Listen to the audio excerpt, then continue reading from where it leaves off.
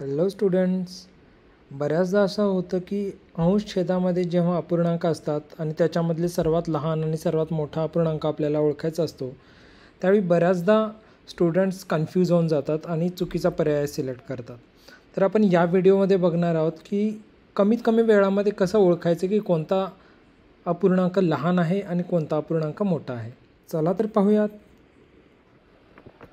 लहानात लहान आणि मोठ्यात मोठा अपूर्णांक ओळखणे. याच्यासाठी काही नियम आहेत ते पहिला पाहूयात. पहिला नियम, अंश समान असताना ज्याचा छेद लहान तो अपूर्णांक मोठा. छेद समान असताना ज्याचा अंश मोठा तो अपूर्णांक मोठा.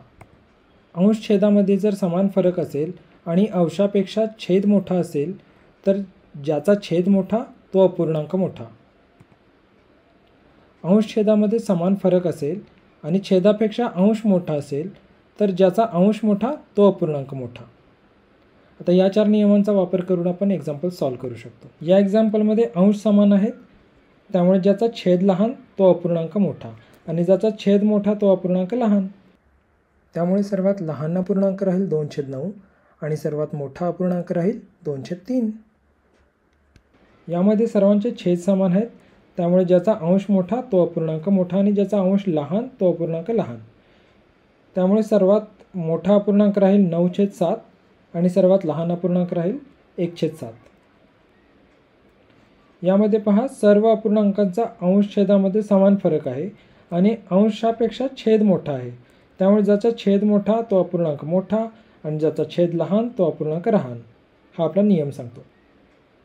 त्यामुळे नियमानुसार 4/9 सर्वात मोठा अपूर्णांक राहील आणि 1/6 सर्वात लहान अपूर्णांक राहील.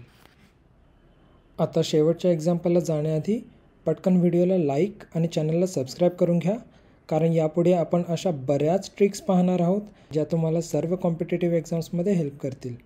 अगदी स्कॉलरशिप एक्झाम्सपासून बँकेच्या एक्झाम्स किंवा सरकारी भरतीच्या एक्झाम्स, इवन MPSC UPSCमध्येही वापरता येतील अशा ट्रिक्स आपण यापुढच्या व्हिडिओमध्ये पाहणार आहोत.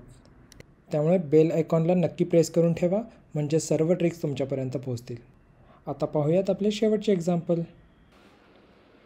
यामध्ये सर्व अपूर्णांकांच्या अंश छेदामध्ये समान फरक आहे आणि छेदापेक्षा अंश मोठा आहे, त्यामुळे ज्याचा अंश मोठा तो अपूर्णांक मोठा आणि ज्याचा अंश लहान तो अपूर्णांक लहान.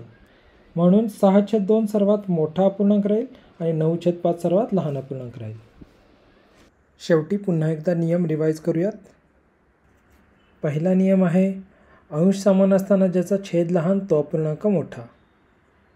तसंच दुसरा नियम काय आहे, छेद समान असताना ज्याचा अंश मोठा तो अपूर्णांक मोठा.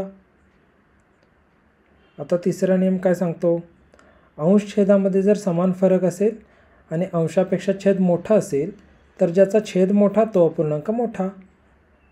आणि लास्टचा नियम आहे, अंश छेदामध्ये जर समान फरक असेल आणि छेदापेक्षा अंश मोठा असेल तर ज्याचा अंश मोठा तो अपूर्णांक मोठा.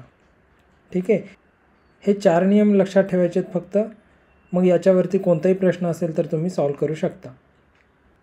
तर स्टुडंट्स, आता चुकणार नाही ना अपूर्णांकातील लहानात लहान आणि मोठ्यात मोठा अपूर्णांक शोधणे. या व्यतिरिक्त तुमचा काही प्रश्न असेल ज्याच्यावरती तुम्हाला ट्रिक्स हव्या आहेत तर कमेंटमध्ये टाका, मी त्याच्यावरती व्हिडिओ नक्की बनवीन. तोपर्यंत अभ्यासाचा आनंद घ्या, कारण तुम्ही सबस्क्राईब केलं आहे अल्टिमेट गाईड.